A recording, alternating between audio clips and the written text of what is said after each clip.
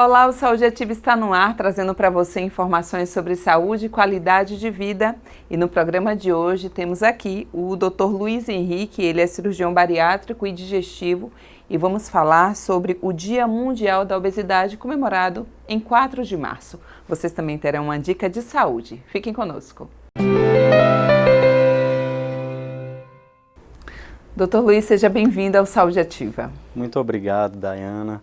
É um prazer muito grande divulgar esse combate à obesidade. É um prazer falar desse tema, que é o motivo de muito estudo, de muitos anos da minha vida. E a gente combater a obesidade, né, que é o motivo desse dia, é muito necessário para que a gente evite lá na frente que o Brasil se torne um dos principais países com doenças cardiovasculares que estão relacionadas à obesidade. Doutor, então 4 de março seria um dia de ações, de campanhas ligadas a este mal, né, que acomete muitas pessoas hoje em dia, então o que geralmente é feito falando de forma geral? Exatamente. O dia 4 de março simboliza esse combate. Uma boa analogia que nós temos que fazer com a obesidade hoje é o que aconteceu com o tabagismo no final do século passado. Existiam grandes campanhas em prol do tabagismo, grandes propagandas que faziam apologia a fumar, e muitas pessoas, a população, fumava e começou a se associar o tabagismo com o câncer de pulmão, com doenças cardiovasculares, e na realidade havia um grande apelo da indústria em prol do tabagismo, mas já existia trabalhos que mostravam a associação do tabagismo com o câncer de pulmão e outras doenças desde 1930. Da mesma forma, os alimentos industrializados surgiram a indústria veio fazendo esse grande marketing em cima da facilidade, do homem e da mulher que não estavam mais em casa e saíam para trabalhar, portanto seria mais prático se alimentar com fast food, com comidas industrializadas, e isso trouxe para a gente o grande problema da obesidade, porque são alimentos de baixo teor nutritivo, porém alto teor de nutrientes vazios, levando a essa epidemia de obesidade que hoje o Brasil praticamente é o segundo ou terceiro país que mais tem obesos no mundo. E é tratada, doutor, como uma doença a obesidade? Sim, a obesidade é uma doença, apesar de todo o contexto social em acolher o obeso, nós não podemos deixar de sinalizar o fato dela ser uma doença, porque a obesidade ela gera maior reação inflamatória no corpo. Então uma pessoa que aparentemente está saudável, só o fato dela ser obesa, ela tem fatores inflamatórios maiores, os vasos sanguíneos estão sob um efeito de inflamação maior, e isso é maléfico, isso nós sabemos que leva a doenças cardíacas, a um potencial de desenvolver câncer e outras doenças. Verdade, doutor. Qual é o maior desafio, os maiores desafios hoje que vocês, né, que estão na área, avaliam que seriam mais problemáticos? Seria no combate à obesidade, seria realmente essa questão da vida corrida, onde as pessoas acabam comendo mais rápido e de uma forma bem desregulada mesmo, né? Os industrializados. Seria também essa correria que nos leva a não fazer atividade física. Quais os maiores desafios hoje enfrentados na sua avaliação? Eu acho que o grande desafio no Brasil ainda é educar a população nutricionalmente. Então, a população precisa entender qual é o tipo de nutriente que precisa ser consumido e o que não pode ser consumido. Realmente, esse ponto que você levanta é muito válido, que é o fato de adequar uma rotina saudável na nossa vida corrida. Então é extremamente difícil isso, mas nós temos que colocar isso como saúde e saúde como prioridade.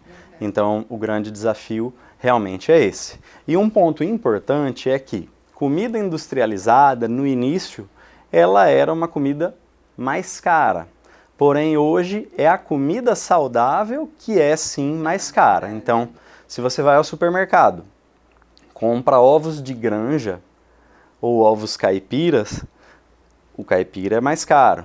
Da mesma forma, farinha integral é mais cara. Os alimentos com melhor poder nutritivo já estão bem mais caros do que os alimentos industrializados. E isso faz com que a população mais carente seja mais afetada. Portanto, a obesidade não é mais uma doença de quem tem muita comida. Sim. Porque todo mundo, de certa forma, apesar do Brasil ainda ser um país que tem fome, a obesidade é uma doença de todos os setores da sociedade, de todas as classes sociais hoje em dia. É verdade, doutor, a obesidade ela não acomete só a saúde física das pessoas, né? Que claro, eu imagino, e o senhor vai explicar melhor, mas ela traz sérios problemas, né? De gordura, de coração, dentre outros, mas ela também acaba afetando a saúde mental, porque eu imagino que eu já ouvi vários casos das pessoas que estão obesas, elas não aceitam isso, porque a mulher então, né, o homem ainda muitas vezes não se importa muito com o corpo, mas a mulher ela se vê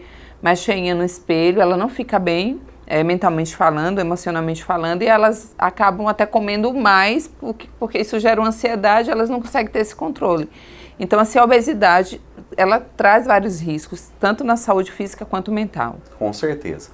Então, do ponto de vista psicológico, mental, a obesidade ela tem um grande ciclo que é ansiedade gerando superalimentação e o fato de estar acima do peso gerando mais ansiedade, formando um ciclo vicioso, que pode desencadear inclusive transtornos depressivos, uma depressão envolvida com esse fato, transtornos de autoimagem corporal, então pacientes que acabam desenvolvendo a bulimia, então se alimentam em excesso, e acabam provocando vômito para tentar não absorver esses nutrientes. Então, diversos transtornos psicológicos estão envolvidos, sim, com a obesidade.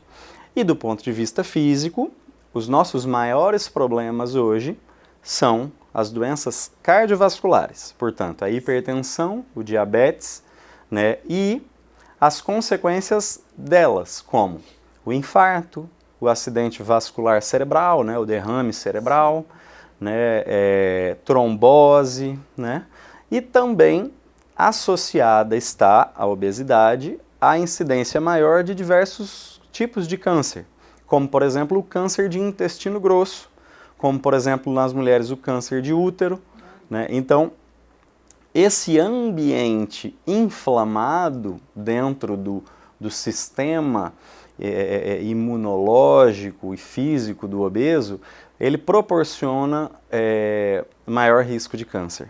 Sim. Pela sua avaliação, doutor, e talvez pelos estudos, essa maior incidência de pessoas obesas estaria nos homens, nas mulheres? Teria algum fator determinante? Hoje há uma distribuição bem igualitária entre homens e mulheres, o que já fez parte no passado maior de uma população masculina, mas hoje há um equilíbrio grande e está se tornando uma doença cada vez mais de pessoas jovens. Portanto, um grande desafio hoje é a obesidade na adolescência e na infância. Por quê? Quanto mais cedo, menos estratégias medicamentosas e cirúrgicas nós podemos dispor, visto que são estratégias que na maioria das vezes impactam muito seriamente na vida da pessoa e a criança ela ainda não está nem psicologicamente e nem fisicamente preparada para esse desafio do medicamento, da cirurgia, né?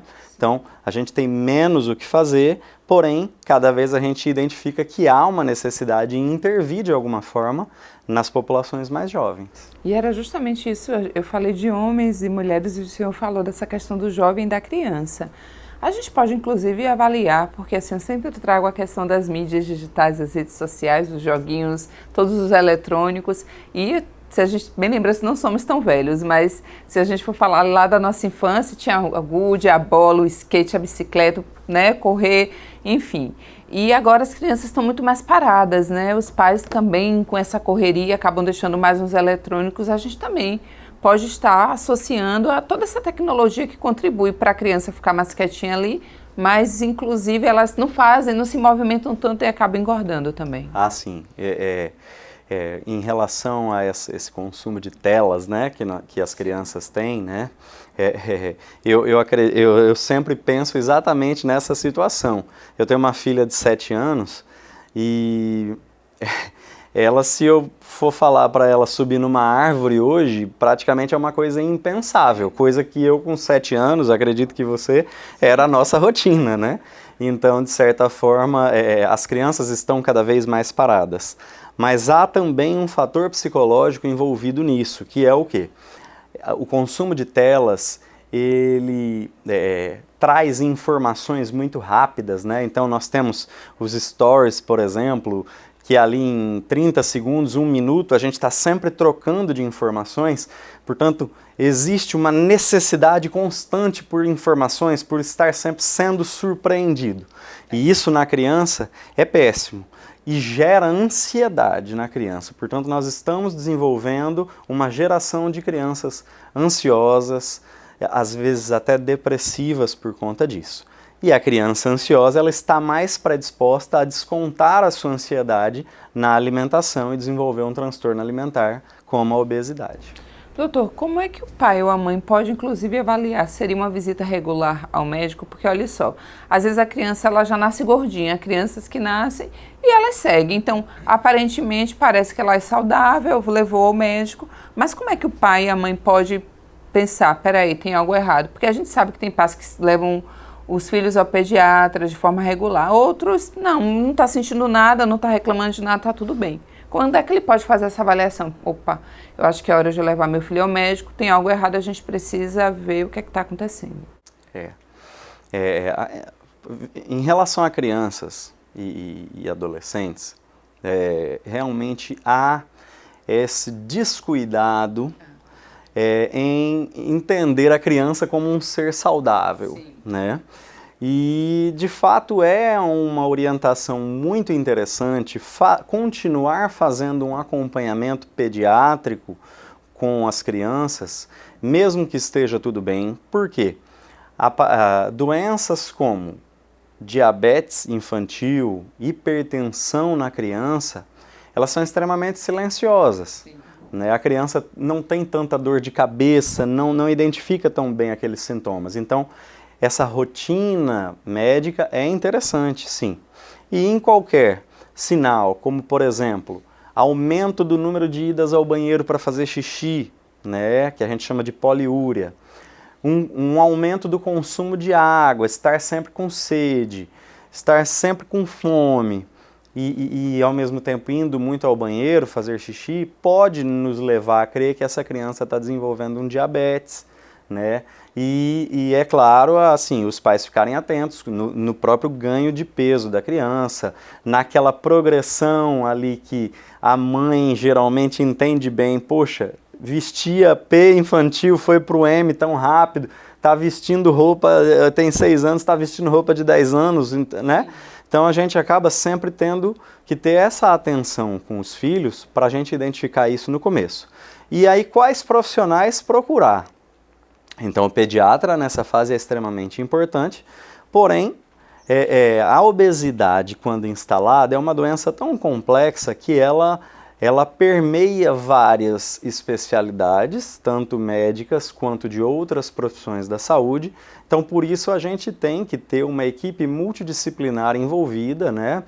Todo mundo que trata a obesidade tem esse tipo de equipe bem estabelecida, que tem uma nutricionista, principalmente é interessante que ela seja especialista em obesidade, psicólogo, educador físico, muitas vezes fisioterapeuta, né? E falando das especialidades médicas, nós temos o endocrinologista, às vezes o endócrino pediatra, o cardiologista, o pneumologista, porque a obesidade é uma doença que afeta os vários sistemas, então várias especialidades comungam desses tratamentos.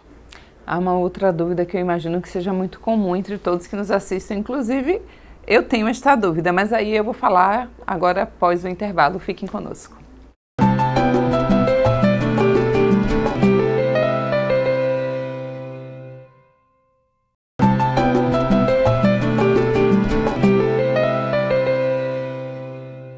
Estamos de volta com o Saúde Ativa. O nosso bate-papo hoje é com o Dr. Luiz Henrique, ele é cirurgião bariátrico e digestivo. Estamos falando sobre o Dia Mundial da Obesidade, comemorado em 4 de março. Mas se vocês perderam o primeiro bloco, não tem problema algum. Vai lá em nosso canal do YouTube, coloca Câmara Municipal de Aracaju e você pode assistir a reprise deste programa e de vários outros. Semanalmente, a gente recebe aqui um profissional da área da saúde para esclarecer uma dúvida para você. Doutor, encerrando o primeiro bloco, eu falei sobre uma dúvida. A gente, através das mídias aí, das redes, a gente ouve diversos digitais influencers, blogueiros que estão obesos, acima do peso, e eles falam desta aceitação, que é uma coisa a ser discutida em um outro momento. Mas eles falam assim, eu aceito o meu corpo, eu estou obeso realmente, mas eu sou saudável. Há possibilidade de uma pessoa estar obesa e ser saudável? Porque é claro que eu já vi pessoas também magrinhas, se olhando diz ela tá ótima e ela tem diabetes, ela é hipertensa, né? Enfim, mas há essa possibilidade, estou obesa, estou e também está tudo bem com a minha saúde. Bom, não há essa possibilidade. O que a medicina hoje prova é que não há essa possibilidade, né? E temos que entender e frisar justamente que a busca pela aceitação da sociedade, ela é válida sim, ela não pode ser menosprezada, né? As pessoas obesas têm que ser entendidas e ser acolhidas. Mas o que a medicina nos mostra é que, mesmo que você tenha uma pessoa obesa que não tem hipertensão, não tem diabetes, não tem nenhuma outra comorbidade e você dose marcadores bioquímicos, como por exemplo a proteína C reativa, que é um marcador de inflamação, como por exemplo o VHS, que é um outro marcador de inflamação, e alguns outros desses marcadores, na pessoa obesa ela está mais alta. Portanto, essa pessoa está desenvolvendo inflamação a todo momento, né? E muitas vezes a pessoa se considera saudável, mas não investigou todos os aspectos. Por exemplo, um grande fator que é difícil a pessoa ter a consciência e analisar é a apneia do sono. É verdade. A apneia do sono, ela muitas vezes está presente. Se essa pessoa dormiu sempre sozinha, ela não identifica que está roncando. E às vezes, durante o sono, essa pessoa faz um regime de hipóxia, ou seja, está ali com a saturação de oxigênio extremamente baixa, fazendo despertares abruptos por conta dessa hipóxia, e aí desenvolve uma hipertensão somente no momento do sono, que é extremamente maléfica. Então, só dá para dizer assim, sou quase saudável se todos os fatores forem investigados e realmente não há comorbidades. Mas, volto a dizer, mesmo assim, essa pessoa é mais inflamada do que uma pessoa não obesa. Mas aí também, doutor, é de se pensar que ela está obesa. Naquele momento, faz de conta que ela realizou todos os exames, ela está ok, mas a probabilidade é que logo ela desenvolva alguma coisa. Perfeito. Já que há várias coisas ali que combinam, porque ela está, né, como o senhor falou, excesso de gordura. Exatamente. Então, a probabilidade de que esta pessoa já desenvolva algo é muito mais rápido, né, é maior do que uma pessoa que não está acima do peso. Então, não tem desculpa, é como o doutor falou, é realmente a gente quebrar aí alguns paradigmas, ter esse cuidado dessa aceitação, mas infelizmente a obesidade ela está diretamente ligada a uma série de doenças aí que se não está no momento pode vir no futuro. Exatamente, um dos grandes problemas da obesidade é exatamente essa linha tênue entre uma necessidade em pertencer a um padrão de corpo e a saúde. Então, A gente não pode menosprezar a saúde, é óbvio, né? Então a gente tem que ter a aceitação de padrões diferentes, porém nós temos que entender que de fato a pessoa não precisa ter um corpo de modelo, mas ela estando ali dentro de uma faixa de peso adequada, ela vai ter menos problemas físicos.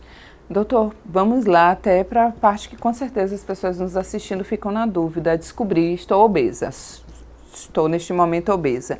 Geralmente o que é feito, né? Depois eu quero falar com o senhor sobre a cirurgia, que inclusive é bariátrica, que o senhor realiza, né? Mas o que há uma tentativa anterior à realização da cirurgia, geralmente vai para uma dieta, passa por um especialista para também fazer atividade física. Como é que funciona quando essa pessoa se descobre e começa a tratar? Perfeito.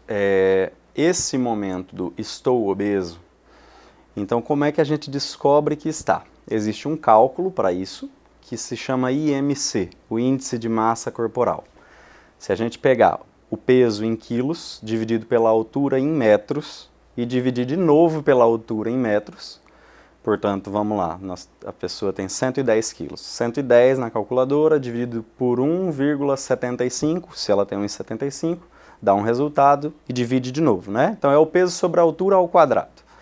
Isso dá um número que, entre 20 e 25 é peso normal, 25 a 30, sobrepeso. 30 a 35, obesidade grau 1, 35 a 40, grau 2 e assim sucessivamente. Portanto, acima de 30, nós temos uma pessoa obesa. Né? O IMC é um marcador extremamente acurado? Não. Não é a melhor coisa do mundo, mas é uma coisa que já começa a nos direcionar para problemas. Portanto, ele é útil ainda. Né? Então, a pessoa está obesa. Qual é o grau da obesidade que essa pessoa tem? É um grau 1, 2, 3, 4. Porque isso vai nos direcionar o que fazer. Né? Muitas vezes, quando a pessoa se descobre obesa, ela já passou por dieta da lua, do sol, de tudo água, quanto é do coisa. vento. Então ela já tentou diversas coisas, às vezes já tentou remédios, já tentou fazer um acompanhamento nutricional, já tentou atividade física, realmente é difícil. O que nós sabemos é que quanto mais peso se tem, mais difícil é perder, porque a gordura acumulada, ela libera mediadores que atuam no centro da fome pedindo mais e mais carboidrato. Sim. Então isso é extremamente difícil de lidar. E o que nós sabemos é que quando nós temos uma obesidade grau 1 ainda, ou seja, entre 30 e 35, nós ainda temos boas chances de reverter esse quadro sem uma medida cirúrgica. Portanto, mudança do estilo de vida, tanto alimentar quanto de atividade física, isso é fundamental em todas as faixas de obesidade. Né? Mas, uso de medicamentos, e hoje nós cada vez temos medicamentos com uma potência na perda de peso melhores, né? Que atuam bem nessa faixa entre obesidade de grau 1. Nós temos também medidas endoscópicas, ou seja, tratamentos não cirúrgicos, porém já um pouco mais invasivos, como o balão gástrico, né, como a gastroplastia endoscópica, que é considerado um procedimento bariátrico, mas feito por endoscopia, né?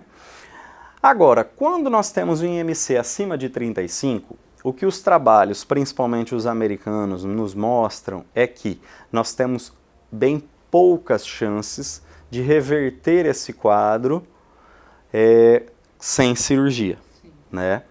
E aí, sempre nessa hora, quando eu digo isso, uma pessoa fala, mas o meu fulano lá, o meu vizinho, conseguiu. Sim, conseguiu. Existem N pessoas que conseguem. Mas o que nós temos que avaliar é, de 1000 pessoas, quantas que eram dessa faixa de peso conseguiram. Então, nós começamos a ver que quanto mais a faixa de IMC cresce, menos pessoas conseguiram. É isso que direciona os estudos. Portanto, o que se faz hoje em cirurgia bariátrica nós adotamos o IMC 35 como o IMC de corte. para pensar em fazer uma bariátrica, né? É claro que, conforme as crianças estão ficando mais obesas e o nível de obesidade vai aumentando, esse número vem vindo para baixo, vem vindo para mais próximo de 30. Então hoje nós já vemos até benefício em IMCs com um pouco menos de 35. Porém, primeiro vem os trabalhos mostrando benefícios, depois vem a regulamentação disso. Então o que nós temos regulamentado hoje é o IMC 35 como sendo o corte, né? Entendi, doutor. O ponto de corte. Pode falar. Pode falar. E aí a partir disso é que nós vamos pensar em qual procedimento fazer. E aí vamos saber também sobre pessoas que fariam uma bariátrica. O senhor está falando do IMC 35, isso é válido para qualquer faixa etária? A possibilidade de uma criança que está assim, ainda de se esperar mais um pouco para ver se reduz, ou já vai partir para a cirurgia? Qual é a idade que pode ser realizada, se a gente está falando de um idoso? E aí vem também um questionamento. É muito raro realmente a gente ver pessoas bem idosas e bem obesas, né? Possivelmente talvez porque o excesso, ou eles perderam, ou realmente tiveram graves problemas de saúde e não viveram até lá. Mas é uma coisa curiosa que outro dia fez esse levantamento. A gente tem poucos idosos, quase que você não vê muito idoso e muito obeso.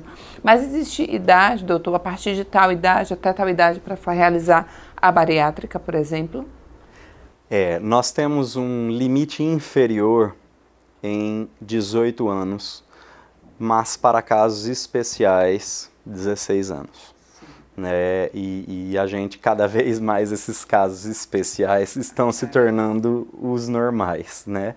Então eu tive recente um caso de um menino que já vinha desde os 14 anos nessa preparação, tentando perder peso, com grande dificuldade e tal, e a gente aguardou ele completar 16 anos, já nesse processo pré-operatório, envolvido com a equipe multidisciplinar, principalmente com a psicóloga nesse caso, para prepará-lo para a cirurgia, e nós, graças a Deus, tivemos ótimos resultados nesse caso, e eu acho que cada vez nós vamos ter mais frequência desses pacientes.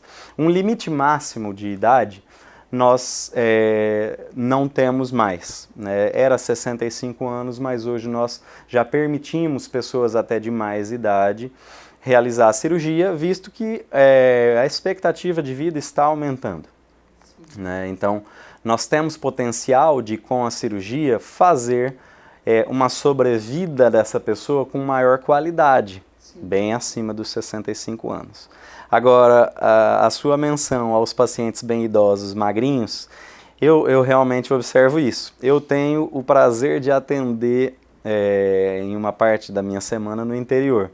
E eu vejo que o interior tem muitos nonagenários e às vezes alguns centenários, né? E de fato, todos são magrinhos, né? E todos falam que trabalharam na roça a vida toda. Tá vendo? Larguem um pouco as terras. Então, de fato, assim, muito provavelmente o que aconteceu foi que os de maior peso já ficaram pelo caminho. Tá vendo, gente? É um alerta aí muito grande. A gente precisa realmente cuidar, doutor, da nossa saúde. Eu vou só dar uma dica de saúde para quem nos assiste e fiquem aí assistindo, que já a gente retoma aqui o bate-papo. Hipertensão ou pressão alta é uma doença potencialmente grave que precisa ser controlada. A primeira coisa para quem sofre de hipertensão é atividade física. A vida sedentária é uma aliada íntima da hipertensão, porque leva ao endurecimento das artérias. Esse endurecimento dificulta a passagem do sangue e sobrecarrega o coração. Outra aliada da hipertensão é a obesidade. O acúmulo de tecido gorduroso obriga o coração a fazer mais esforço para transportar o sangue. Fumar é um grande fator de risco. A nicotina provoca contração temporária dos vasos e faz o coração bater mais depressa. Depois de algum tempo, os agentes tóxicos do fumo lesam as paredes das artérias. Pequenas doses de álcool não interferem com a pressão, mas doses excessivas estão ligadas à hipertensão. O estresse pode elevar a pressão. É difícil, mas procure levar uma vida menos agitada. Alimente-se de forma saudável. Não exagere no sal. Coma alimentos ricos em potássio, banana, manga, alcachofra, abacate, abóbora, água de coco, frutas secas e carne. Tome esses cuidados. Leve a sério.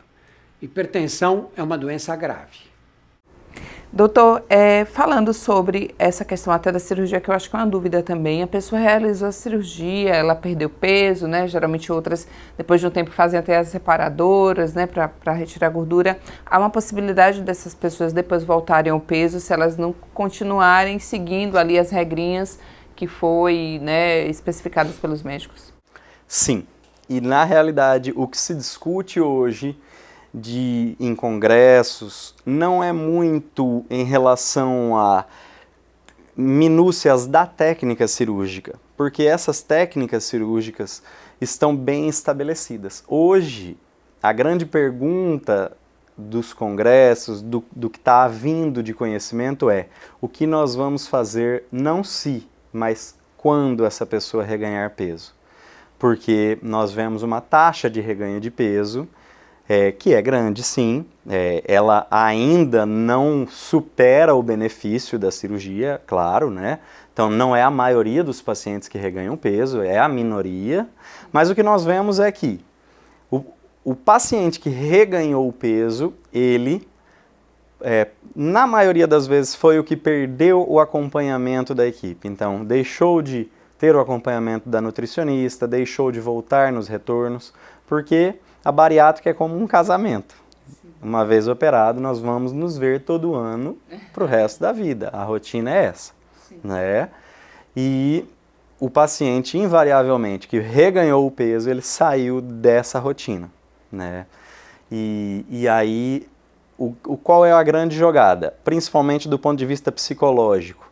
É o paciente que não se adequou àquele novo estilo de vida. Né? Então, do que a gente estabelece, a coisa gira em torno de um tripé, entre dieta, atividade física e cirurgia. Sim. Depois da cirurgia, dieta, atividade física e os retornos, né, e acompanhamento Sim. psicológico e tudo. E o fato é que o pilar que sempre cai primeiro é o da atividade física. Eu imagino, doutor. Porque a pessoa envolvida na atividade física, ela se controla mais na dieta. É verdade. Né? Ela começa a fazer aquela barganha. O quanto de esteira, ou de bicicleta, ou de corrida eu vou ter que fazer para descontar esse biscoito aqui. A gente sabe disso. Então o grande negócio é a pessoa identificar uma atividade física que lhe dê prazer. E hoje, e graças a Deus, Aracaju e Sergipe como um todo é um estado, né, uma capital, um estado que nos permite N atividades físicas. Né? Nós temos rio, nós temos mar, nós temos um terreno plano para a prática de ciclismo, de corrida, então é fantástico isso no nosso estado. Então nós temos que aproveitar isso que a natureza de Sergipe nos dá para ficar engajado numa atividade prazerosa. Doutor, justamente, todo entrevistado que a gente traz aqui, a gente sempre fala sobre a importância de uma boa alimentação, independente que a gente esteja falando de obesidade ou não, da importância da atividade física, da importância do sono, né? Todos falam que isso são fatores importantes para não desencadear uma série de doenças.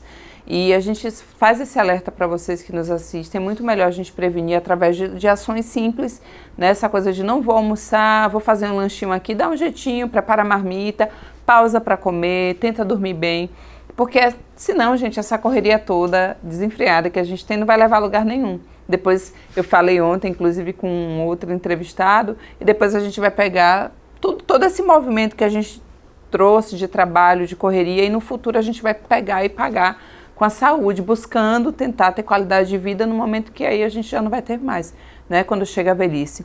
Doutor, eu preciso encerrar, mas eu queria que o senhor deixasse um recado para quem nos assiste, né, falando deste Dia Mundial da Obesidade, não só para esta data, que é uma data que se traz, né, à tona uma série de coisas importantes, mas para todo ano, para que as pessoas cuidem da saúde. Bom, eu encerro então parabenizando esse espaço que leva a saúde para a população, e agradecendo a oportunidade de estar aqui, também fazendo a minha contribuição. E realmente o conhecimento é o que nos faz nos alimentarmos melhor e nos livrarmos desse mal que é a obesidade. Importantíssimo, doutor. A gente colocou inclusive as redes sociais dele aqui, vocês podem seguir, acompanhar e esclarecer qualquer dúvida que vocês tenham. Doutor, obrigada pela sua participação. Eu que agradeço. Em breve, o Saúde Ativa estará de volta trazendo para você informações sobre saúde e qualidade de vida. Até lá!